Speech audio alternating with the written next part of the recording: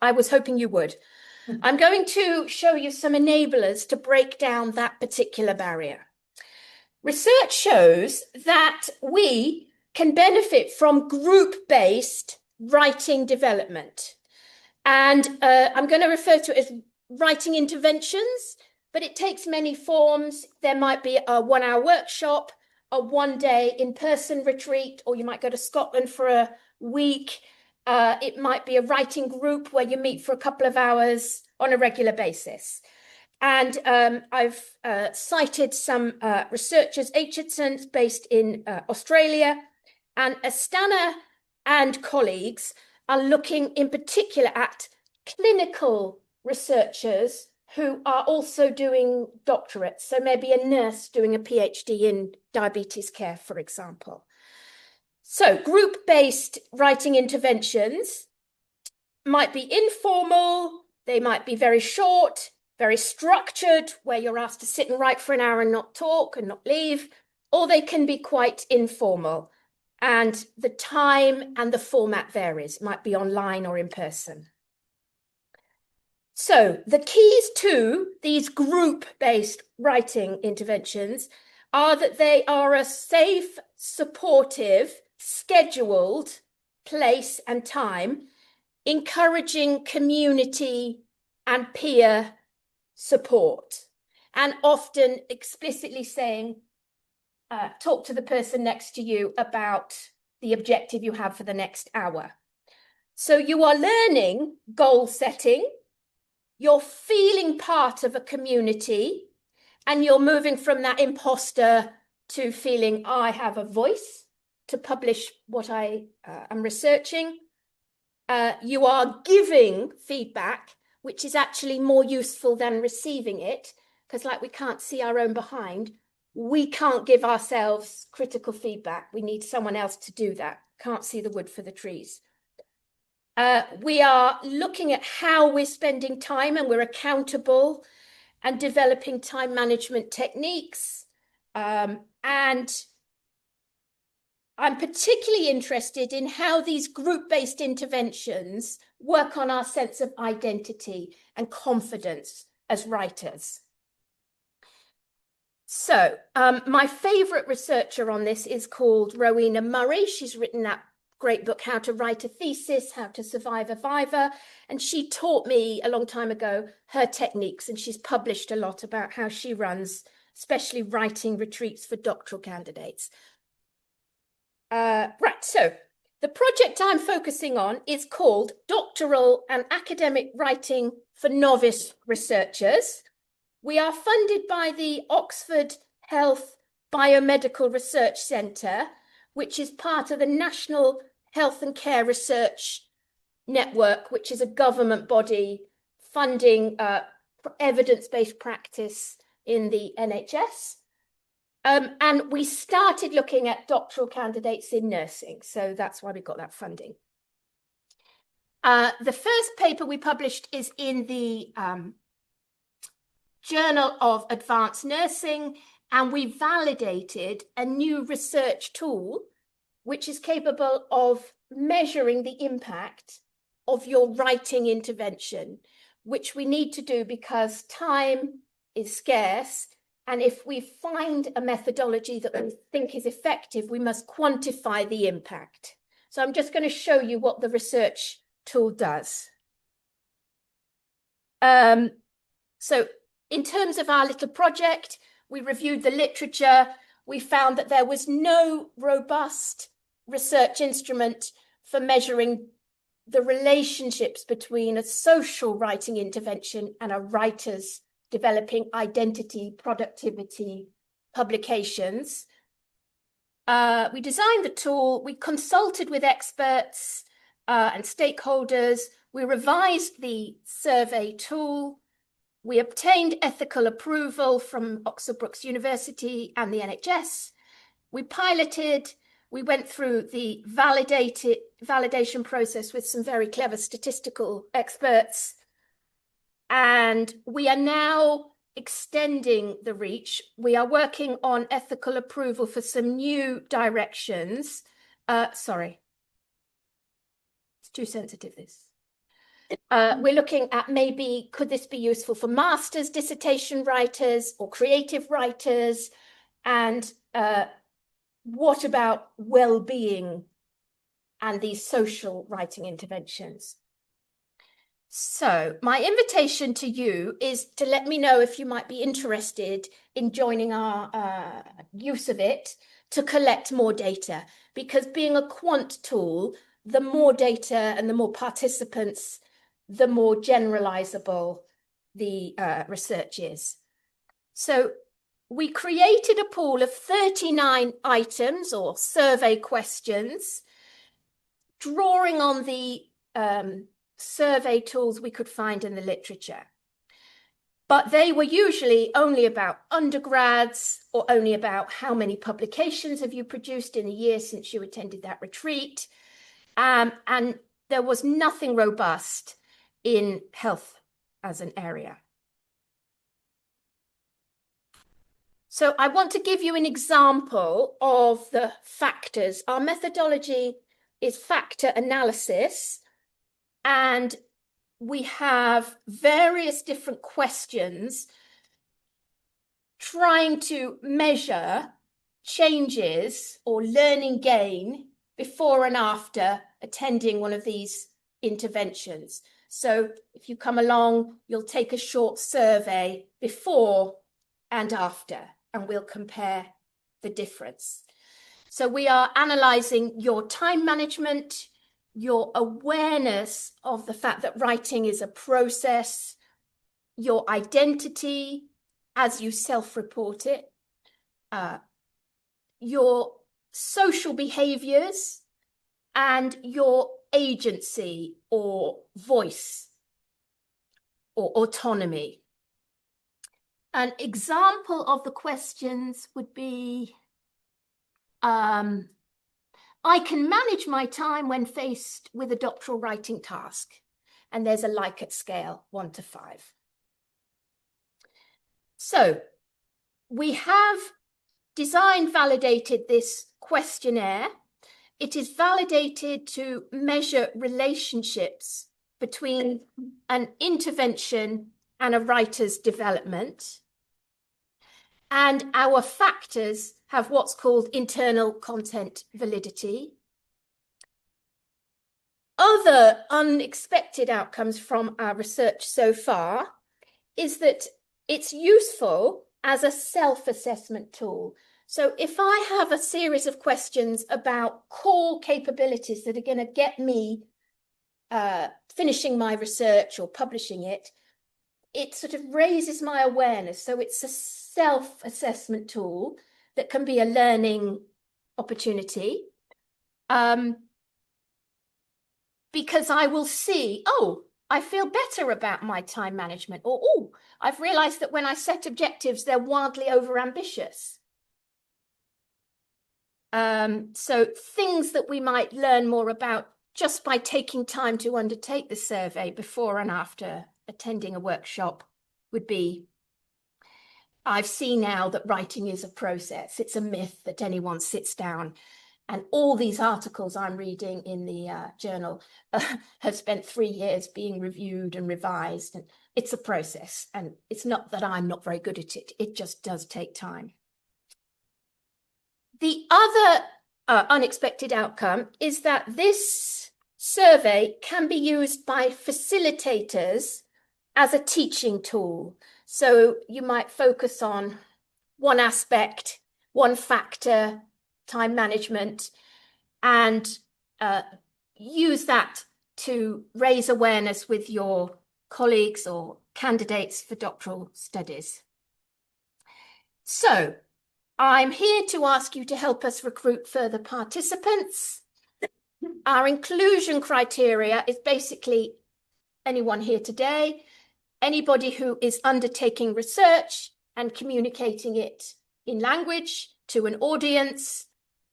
If you facilitate any kind of writing groups, retreats, or workshops for doctoral candidates, please get in touch with me, and I will provide the link to the survey in Qualtrics, and that hyperlinks to the consent form.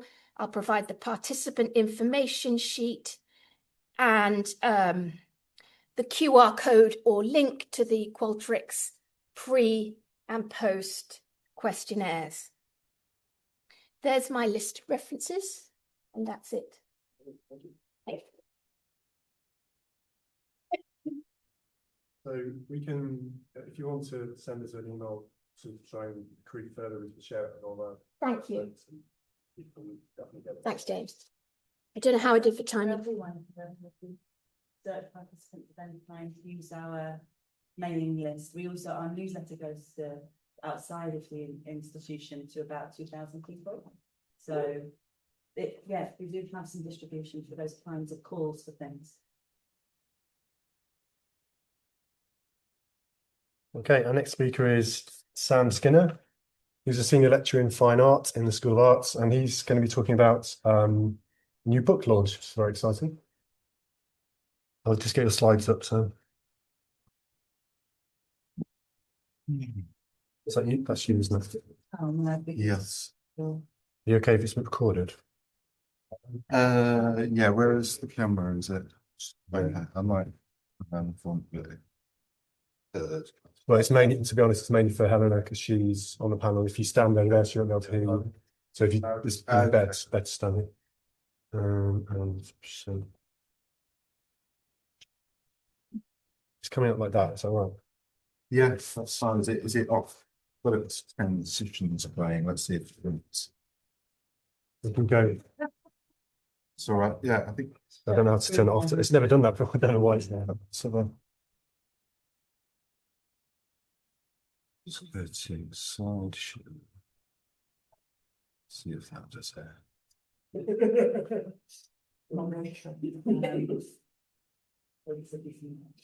right, so next slide, your time. Okay, great. Thank you. Hello, everybody. Nice to be here. I really enjoyed that. Thank you. Lots to think about. So I'm going to talk about BiblioTech, rereading the post-digital library, which is an edited volume that I co-edited with Nathan Jones, who works at Lancaster University. Nathan and I have collaborated for over 10 years on Talk Editions, which is a publisher who've produced about 5 edited volumes, 3 of which we've edited ourselves and then worked with some other editors. The themes began around the idea of mind, language, and technology, how they kind of twist together. Following a first book themed around that, we went on to the act of reading, that led us to, and then the act of reading led us to the library, and hence BiblioTech. So this is the contents page for it. The kind of method we use is we work through phases of art and exhibition making, workshops, symposia, and then publication, with each phase sort of catalyzing, documenting, nested within the other. For BiblioTech, we curated a group exhibition with works that variously engage with publishing, bookmaking, and libraries, the critical mass of which collectively produced a library of sorts. And in my own work, I'm quite interested in community-embedded, technology-enriched institutions. And I've done various projects of sort of trying to manifest those. These are spreads from the book, by the way, in galleries generally, or sometimes elsewhere. So today I have co-produced an observatory, a radio station, a cinema, a community garden, and I'm currently working on AI and the biobank. And so this idea of the library sort of fits into this series I'm sort of working on. The exhibition was presented at Exhibition Research Lab in Liverpool and Nîmes Art Centre in Cyprus in 2022. And the exhibitions ran simultaneously for a period. So we had quite a lot of the works in both places that we could do that with, that they were digital or could be reproduced. And we held symposiums and did workshops in both places, and it was funded by Arts Council England and Cyprus Ministry of Culture. And then it took 3 years, like it does, to make a book. And so, yeah, I thought I'd just pick out a few sections and read from it. Which I was thinking, have you ever been to like a poetry reading and the poets have their book? And I thought that's quite cool, isn't it? So I haven't even had to print it out from a printer. Is that okay? So yeah, I've got a few bits from the introduction, and then which this is very much co-written, so by myself and Nathan, and we sort of work on it together. So I want to acknowledge that, and then I've got one section that I wrote on one of the artists in the exhibition, and I'm not going to go into much of the detail about the artist because I started writing that presentation and it was very long and I was like on fast forward going through everything. So I think the book might be in the library. I can send anyone a PDF. So yeah, we will begin. Books are interfaces to libraries. Libraries are interfaces to books. Today, both are also pervaded by elements of the meta interface of new platforms, cloud storage and data streams that has diffused out from desk-based computers. Reading, writing, publishing, distributing and storing books have each become more connected in the digital context, embracing an ever wider infrastructure, stretching between the world and the end user through a stack of interface, address, city and cloud. An ability to practice librarianship doubtless has become ever more central to surviving its symptoms. The informatic tornadoes that rise through the semio economy, threatening the composition of intellectual solidarity with ever-increasing volume and speed. The contemporary public realm is a bloated library teeming with the manifold, chaotic outputs of the publishing attitude of contemporary culture. Libraries have, as a result, turned inside out, shaking off the narrative of loss and preservation that has characterized earlier bibliotechnical periods, pivoting towards filtering, broadcast, organizing information outward into a world which forgets nothing, and hybridizing the outside inward by integrating various living components into their architectonic designs. Books are also in a somewhat liminal state. The emblematic transaction between physical and mental universes, now itself occupying various states of immateriality and even executability. Our own limits seem increasingly indistinguishable from that of our representative digital subjects. But a book, even in its digital form, as a text with limits which can be divided into organized contents, still operates as a wedge for separating us from the network, teasing chunks of the infinitude information back to the limitations of the material world, albeit one that may additionally function as a connector, leaking more content into the big data repository. As all this suggests, shuttling between books, whatever form they are taking, and libraries, however porous and topsy-turvy, we encounter a great deal of insight about knowledge production, resource distribution, and power in contemporary society. Building on a rich tradition of historical and contemporary work on the library book, book art and art library relations, this edition reflects upon and documents our own experiment with librarianship undertaken via the curating of exhibitions at Deane in Cyprus and Exhibition Research Lab in Liverpool, which transformed galleries into temporary and distributed libraries. showcasing books and collections as artworks and artworks as library infrastructural things. Our library operated as an effective scholarly techniques to explore what libraries might feel like in a coming post-digital age. Through events and exhibition tours, we highlighted the ways that post-digital artist books, book or library adjacent art, including the ephemera of public and private library spaces, can be brought together as a modular knowledge production unit to examine and play with today's bibliotechnical situation.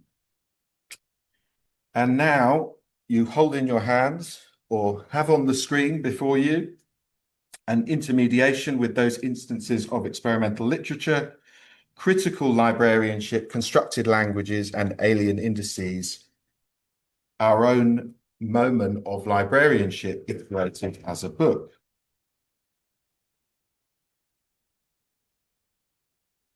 So contributors to this volume draw attention to the increasing significance of interfaces and infrastructures in accounts of the library.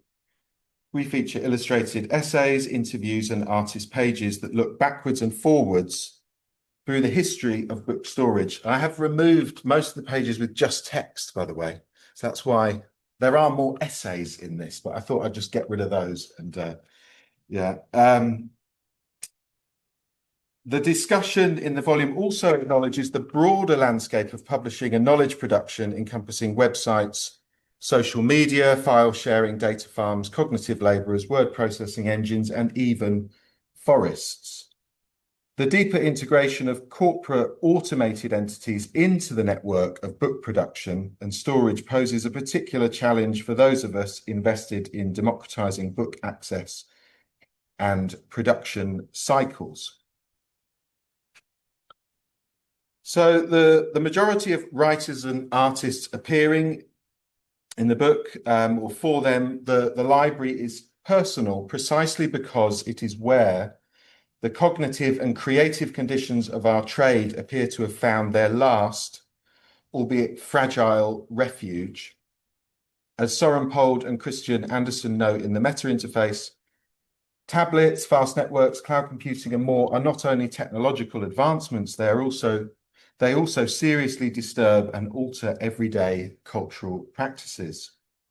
In this sense, libraries become not only physical spaces for the accumulation and dissemination of knowledge, but also symbolic representations of the tensions between tradition and innovation, solitude and community, autonomy and control in the present iteration of the cultural and creative industries.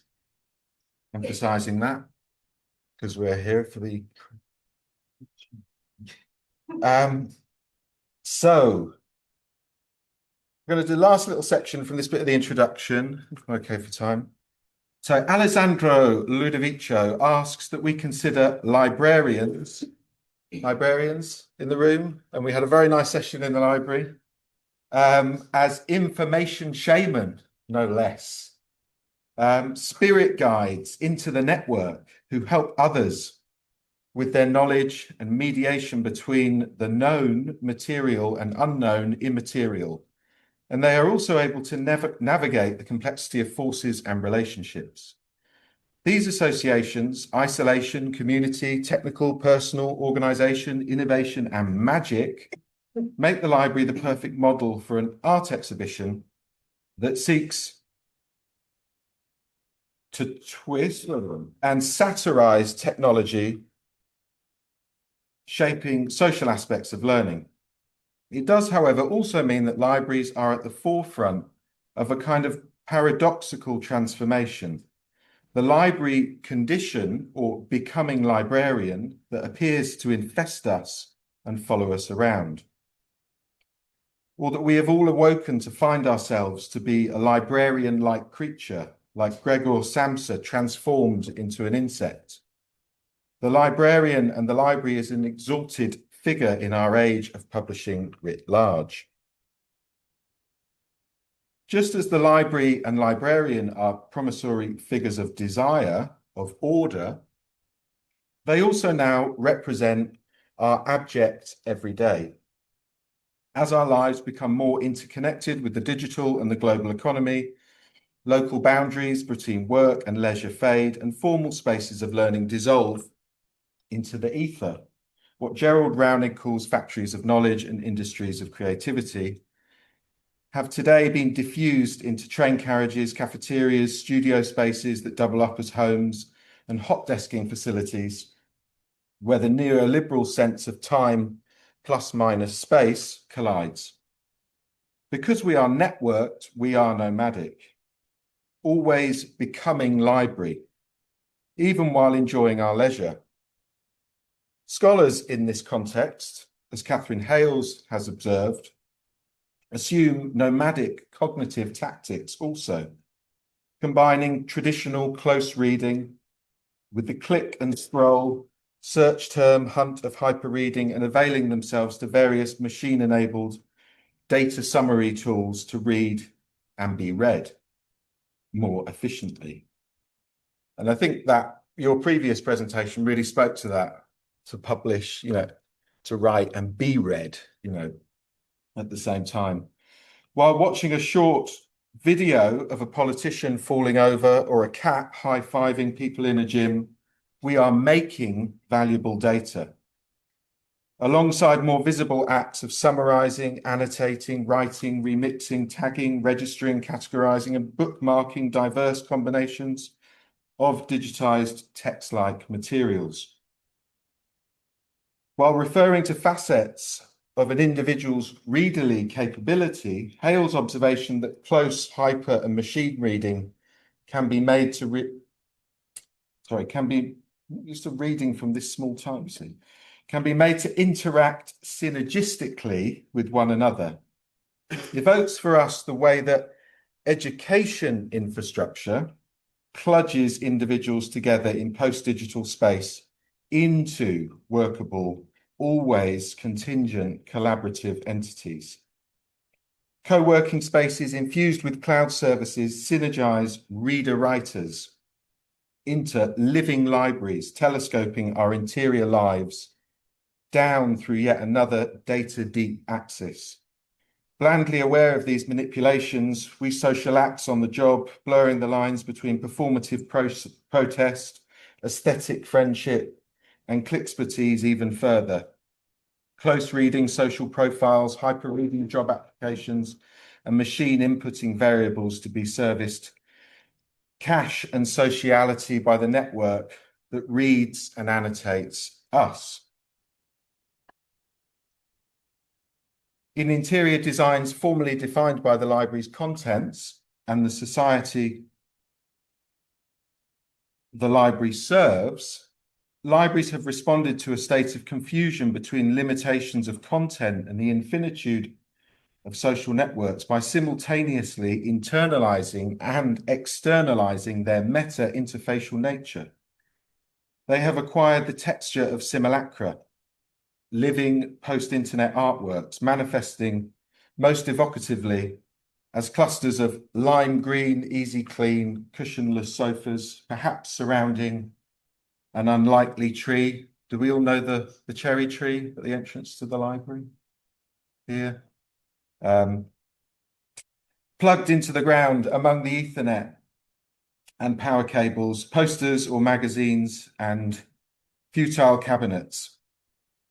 In other words, libraries already were what our entire world seems designed to become. And now libraries operate as a kind of caricature of them and ourselves and their progenitive influence, mediating between competing states of becoming library. Our use of booths and monitors, cables and wall hangings alongside multiple access points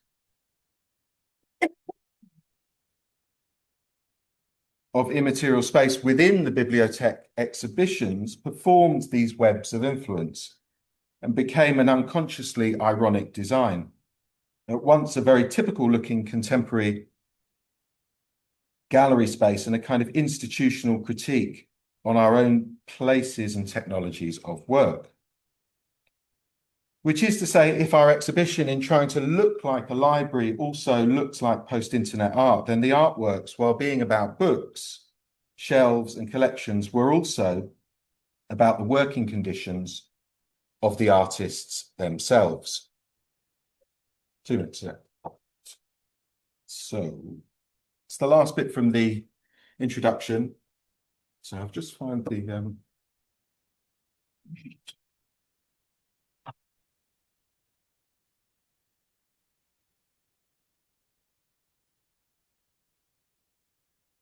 I'm going to talk about this work. I think it will hopefully pause there. Staying there, yeah. So this is by Joe Devlin and his series Marginalia drawings that he's been doing since 2004. I'm just going to... It's only 2 minutes. This is 1 minute over. That's it.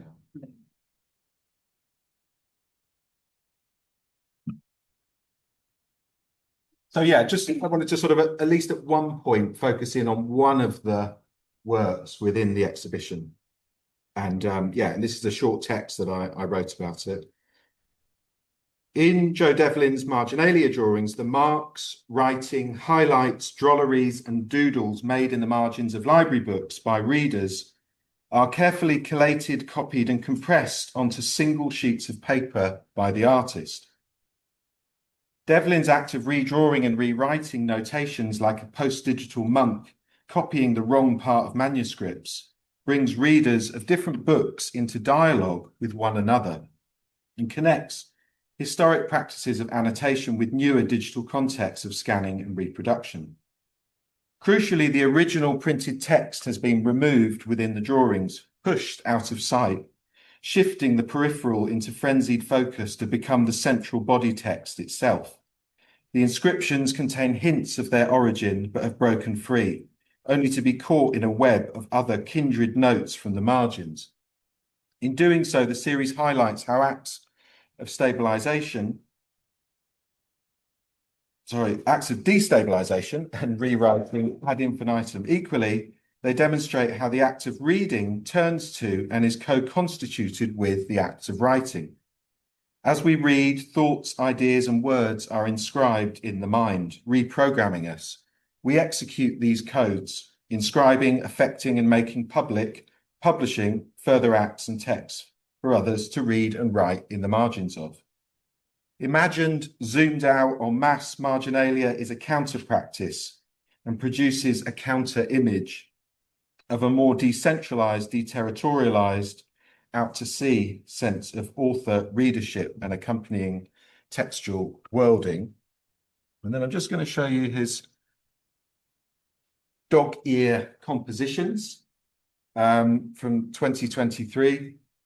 So these are paper constructions based on dog ears, the folded down corner of a book used as a bookmark, which Devlin unearths in the pages of library books. Oh no, that's moved on. Maybe should pause it. These works are bibliographic siblings to the marginalia drawings, where again the book and the body text is nowhere to be found. Instead, we find a marker of the marker, a reading of the reader, the need to remember more place in it, the book. It should be noted that Devlin's work is in part a response to an archaeology of his work as a librarian at the University of Manchester. Thus, these works are produced from the hybrid modalities of artist, librarian, reader, and attend to, on the one hand, the peculiar creative interventions that readers perform through their own inscriptive and sculptural meshings with the materialities of paginated media, and on the other, the counter role of the librarian responsible for the care, conservation, and accessibility of such media. The librarian and the reader meet in these works, on the corner, two converging book wormholes. After all, the act of dog-earing relies upon the corner of the page to enable a tender, discreet, almost unthinking fold to occur. A fold we make in a twisted echo of and camaraderie with the folds at the centre of the book. The moment before we close it and move on, only to return again until it is read or reread. Thank you. Done. All right, so I went over. No, it's good. Perfect. Right. As long as people can hear me. So my talk today is about trade non-fiction backlist. Which was based on my PhD, which I did at the University of Stirling. It was SAGSA funded. I think I'm contractually obliged to say that. So I'm very grateful to the Scottish Graduate School of Arts and Humanities. And as Mary said, Scotland is a great place to come for writing retreats unless you're already living here, in which case you still get writer's block. So I haven't been lazy today and not turned up to the conference. I'm based in Glasgow. So if I move on, my research was conducted through a mixed methods approach. And those consisted of analysis of the Nielsen BookScan data set, which covers books sold through UK sales retail channels to the general public. And I was really keen to look at books that were long selling within our culture, that weren't like already known as classics, so not works that were out of copyright and in the public domain. And Nielsen BookScan dataset was a great tool for that, but it only includes print sales. So there's a caveat there that this research doesn't really cover audiobooks or ebooks, much as I would have loved it to. And what I was able to take from that large data set through a number of processes that involved identifying the original publication dates of works within it was to create a subset of data that was essentially the longest selling titles dating back to around the beginning of the 20th century. So I think one of the earliest ones is 1922. And then once you go kind of earlier than that, you're getting to things that are out of copyright, which is 70 years after the author's death. So within that subset, I did quite a bit of analysis about the genres of books within nonfiction that are particularly long selling. So if you were looking at bestsellers, you'd probably be thinking of like biographies, sports biographies. They're really big. But I was keen to look at long sellers. So the genres that popped up quite a lot were narrative nonfiction, quite often things that aligned with educational curricula, but was still like told from like a human condition perspective. So things like things about the Second and First World War and sort of living in the UK gets popped on school curriculums a lot. And then another thing that I was really keen to research was the actual selling of Longsellerdom. So I did a number of interviews with booksellers and publishers and agents, but mainly people within the book buying function of bookshops. So those are the people who really curate what stock is going to be found within a bookshop, because I felt that actually that was a particularly key mechanism for the way that books became long sellers and stayed long sellers. And then the final part of my thesis, if anyone wants to look at it, I'm kind of like just giving a broad overview of what's in there, but I'm not going to talk about all of it in so much detail today. But you can access my thesis via the University of Stirling depository if you want to. Was 5 case studies of particularly long-selling books that kind of reflected a variety of different kinds of long seller. So there was the war book. So we've got Testament of Youth there by Vera Brittain, and that was one of the longest selling because I think it was first published in 1933. And then you've got Cider with Rosie, which kind of falls between it's sort of fiction. It's even sometimes put in the fiction section of bookshops. But it's kind of like a fluffy, broad brush autobiography of Laurie Lee. And And I guess it's set between the period between the First and Second World War. So again, it hits that kind of school curricula a bit. Then there's In Cold Blood by Truman Capote, which is a very journalistic effort, had lots of sort of sensation around it when it was first published. The Story of Art, which I thought might be interesting to some of the people in the School of Arts as a case study. It's particularly interesting because a lot of what made it successful, I would say, was about the method of production.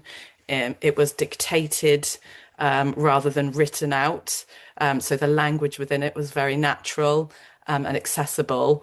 And also the typography and typesetting was quite revolutionary at the time, the way that images were set next to the text, which wasn't something that had really been possible before the 50s when it was produced by Phaidon.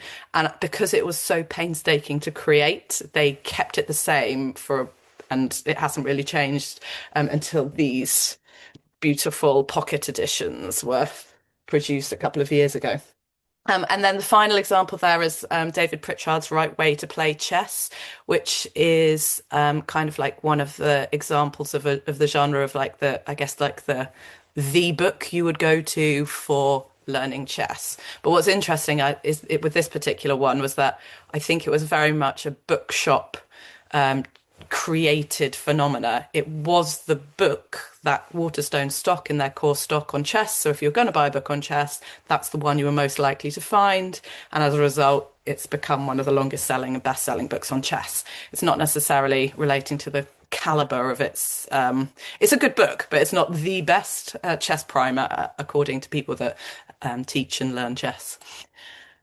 So if I kind of go back a step to why I wanted to do this research, I was very much interested in the number of new titles we produce in the UK, which I don't know how easy it is for you to see that graph, but it goes from like 1939, just before the Second World War, through to 2023. And I have to confess, this is like one of those horrible Frankensteins of different data sources. So everything before 2001 is kind of coming from lots of different sources there. But before the Second World War, we were publishing around like 10,000 new titles every year. And by the time we get to 2019, which is the really high spike you can see there, the UK is outputting 200, I think it's about 280,000 is what that highest spike represents, which is a lot of new and revised titles. And it doesn't really touch on all of the existing titles. You know, they're stacking on top of each other at this point. So that's not just the number of titles being sold, that is the number of new and revised titles being launched every year. So it's a huge number of books. There's some things about an arrow there that says, what? Next to trade consumer market. So the trade consumer market is what we call retailing to the public within publishing. So things about that market are that it is split between front list, which is any new book that was published in the last 12 months, and backlist, which is all of the stuff that is over 12 months old. So it's economically mature market. We've had bookshops in the UK for hundreds of years, and it's a very well established market, but it has some funny peculiarities to it. We have this thing called sale or return, and that's why the front list backlist divide is quite important, because the front list books come in and they either succeed and become backlist and get reordered after their year is up, or after about between 3 months and 9 months, the booksellers have the opportunity to return those books and get their money back on them. But also that makes space for new titles coming in. So it's also dictated by discretionary purchases as a market. So people could be spending their money on going to the football, playing computer games, going to the pub, going to the bookies, buying shoes for their children. Nobody has to buy non-fiction books. So for that reason, when books are bought, it does sort of say something about what's going on in a society at a particular time. And that's where the sort of Bourdieusian theory of habitus comes in, about what sort of tastes are developed within a particular geographic area. And I was thinking about what Sam was saying. What's kind of interesting with the digital realm is how that all breaks down, because the geography of where we are can be a lot wider with a digital sphere. So the other thing about the markets, that they're highly swayed by black swan events, which are indicative, they have outliers in them, but they're unpredictable. So you know you're going to get a bestseller, you just don't know what that bestseller is going to be. And one of the reasons that I particularly wanted to do this research on non-fiction books is because they're often overlooked and thought of as not as important, or not as research worthy, I should say, as fiction titles, which gets a lot of focus from the areas of like literary studies, and also previous scholars, particularly Sutherland, have done a lot of research on bestsellers, and I felt like Longsellers were a slightly different phenomena, and that was one of the things I wanted to prove through my research. Right. So thinking a bit about this question, and I really wanted to try and quantify it through the data in my research, was about how the shape of bookshops. So about 75 to 80% of the stock you would see in any bookshop, large or small, is going to be the backlist, is going to be those tried and tested books that everybody is expecting to see on a shelf. And talking to booksellers in the interviews that I did, they said that if you created a shop that only had new titles in it, then people would be like, what? Why haven't you got Pride and Prejudice? Or why haven't you got like Jamie Oliver's cookbook from like 20 years ago? They just expect those things to be there. And if they don't, then they don't trust your judgment as a bookseller. And then 20 to 25% of the space is dedicated to those new titles coming through. So to put that in context, a small bookshop only probably has space for about 10,000 unique titles in it. You know, a bookshop the size of like a coffee shop. A medium-sized high street shop might have about 30,000 unique titles that it can stock in it. And then a large flagship store with like more than one floor, like the one that used to be on the corner of Broad Street, the old Waterstones that's closed down now, that might have had about 60,000 unique titles in it. So nowhere near the space for any of those new and revised titles to be stocked in any sort of meaningful way. And they're churning through is the other thing. But also there's very little opportunity for those front list titles to become backlist. And I said before that that the number of like new and revised titles was being stacked up on top of all the old books. So in 2001 to 2015, those were the dates that I was looking at within the Nielsen Bookscan data set. We started off with 274,000, so just over 250,000 titles sold at least one copy. And by titles, I mean titles with ISBNs. This excludes Amazon, self-published books and things like that. Or fine press books is another example of things that this wouldn't include. But the top 5,000 out of that 250,000 account for 66% of the sales value that is generated within the market. So those top 5,000 titles are really, really important. You know, they're the opposite of the long tail. If you're thinking of Anderson's long tail sort of graph, they're the big whale head at the top. But by 2015, we've got nearly 750,000 titles that are selling at least one copy or more in any given year. So that top 5,000 you'd think would be diluted, but not really as much as you might imagine. It's still accounting for 60% of the value by value, and 52% of the market by volume. So the top 5,000 was the bit that I really wanted to look at. Quickly going back to Sutherland and the ideas about best-selling being different to long selling. So best-selling works, and the sort of phenomenon of a bestseller is very much about fast-selling titles, things that spark some kind of zeitgeist in the moment. And I really love this quote by Clive Bloom, which is that the bestseller is one of the is the one style of book that both succeeds and is destroyed by its own appeal to a singular and momentary contemporaneity. It's a hard word to say. And I just really loved that because it really nicely encapsulated that bestsellers are of their moment. They come in fast, and the long seller is not that. It stays and is consistent and is steady. And similarly, I also love this a quote from Sutherland, where he says the books which sell the most copies in a year, every year in, year out, are boringly predictable. The highway code, the telephone directory, which really dates the quote, doesn't it? Train timetables, similarly, catalogues. A true bestseller would be duller reading than what it was made up of. And I really love that because that's what I wanted to spend a decade of my life researching, those dull books. Because I really did think that actually there's got to be something more in what keeps them sticky, why they have meaning within our society.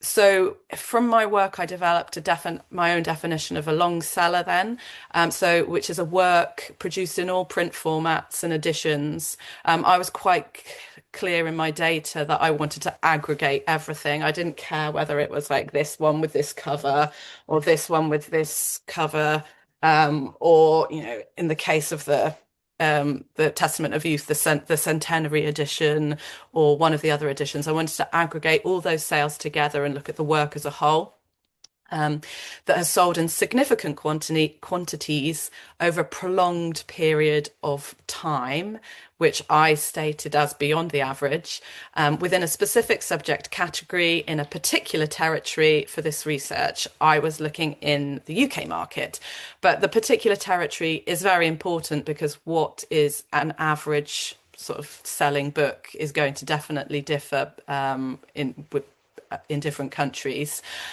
So for my research, I was looking at anything which had around 1,800 units or more of sales in any particular given year, because whilst I could have looked at those long tail titles that were selling at least one copy in a year, I could have gone back and looked at ones that were very, very old. It didn't really feel like a book that sold like one copy a year over the last 50 years was necessarily a particularly significant work within our culture. It was long selling, but not meaningful. So I was looking at things that were in the top 5,000 chart, but still had longevity to them. And then in terms of average, one of the pieces of research in terms of quantifying what average was this comparison of how many titles published within a given year were still charting the following year. And I did this for 15 years in a row, and then layered all of that over the top and made an average, which is a bit complicated to explain. But the conclusion, the outcome is that most books that were charting in a particular year had, when I say most, like that over half of the books were no longer charting, but 3 years later. So, and by 5 years after publication, 1 in 5 books were no longer in the charts. So you can sort of see how maybe average longevity of a non-fiction title, like a good longevity, would be 3 years of sales or significant sales. If you could get 5 years out of a new title you published, I'd imagine the publishers would be very happy. And the subset that I really wanted to look at and interrogate. Hello? Right, Helena, just stay 2 minutes left. Thank you. Excellent. Subset that I really wanted to look at was the bits right at the very bottom there, the last 4%. So that's where I've got into. Now, I've put way too many slides in here, and I knew that, but I'll just skip to looking at This slide here is those bestsellers, and from the from the very early 20th century through to 1940, there were only, I think, yeah, 8 titles that are still on our shelves in terms of non-fiction, and we've got The Wasteland, which obviously is a significant one for First World War scholars, The Prophet by Khalil Gibran, Mein Kampf, Testament of Youth, How to Win Friends and Influence People, Homage to Catalonia, How to Stop Worrying and Start Living, and Death of a Salesman. And so there's a real trend there you can see with like the war books, and they were very significant.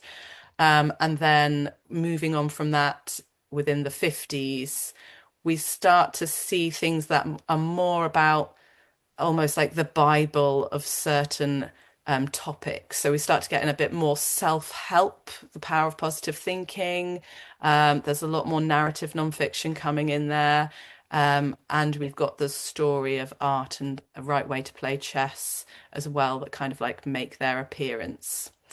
So I think I'm going to stop here. There's more slides and there's a lot more detail in my PhD thesis, but hopefully that gives a bit of an overview of the kinds of areas that I've looked into. And if anyone wants to follow up and ask questions later, then I'm happy to do that.